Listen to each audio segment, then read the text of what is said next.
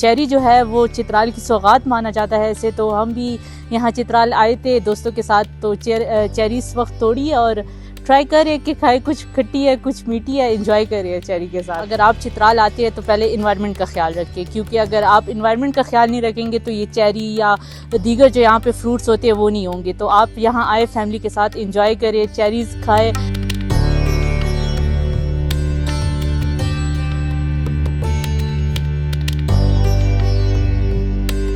बचपन से ये सुनते थे कि जब कोई भी चीज़ दरख्तों से तोड़ कर खाओ ना, फ्रेश फ्रूट स्पेशली, तो उसका एक अपना टेस्ट है। और आज ये मैंने टेस्ट भी किया कि ये चेरी दरख्तों से तोड़ अपने हाथों से तोड़ी है, लग रही है अभी हाथों से लगी है। अब ये प्रॉपर नहीं पकी, ये मेरा ख्याल शायद 70% पकी हुई है, लेकिन इसका जो जायका है वो जो हम इस्लामाबाद में चेरीज़ खाते हैं उससे कहीं ज़्यादा बेहतर है। इसका हल्का हल्का सा खट्टा मीठा जायका है।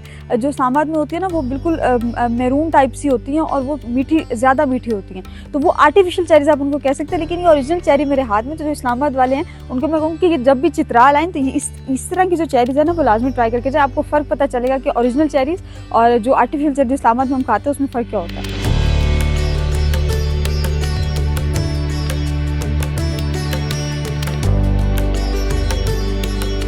चेरी के बाग में खड़ी हुई हूँ। मुख्तलिफ किस्म की यहाँ चेरीज़ तो लगी हैं, लेकिन इनका टेस्ट बहुत मुख्तलिफ है। आम बाज़ार की जो चेरी इस्लामाबाद या रावलपिंडी की हम जो खाते हैं उससे इसका टेस्ट बहुत डिफरेंट है। और अगर यहाँ के लोगों से हम बात करें इसके बारे में तो वो भी हमें यही बताते हैं कि ये जो चेरीज़ हैं इनका बहुत फ़ायदा है, मतलब यहाँ के टेम्परेचर के लिहाज से। वैसे देखा जाए ओवरऑल तो इस बार जो चेरी की फसल थी वो बहुत कम उगी है और हमारे पास मतलब कम चेरीज़ आई हैं, लेकिन फिर भी ओवरऑल देखा जाए तो चेरीज़ का जो टेस्ट है वो बहुत अच्छा है। और इंजॉय करें, सारी बात है, फ्रूट को खुद हाथों से तोड़ के खाने का एक अलग ही मज़ा होता है।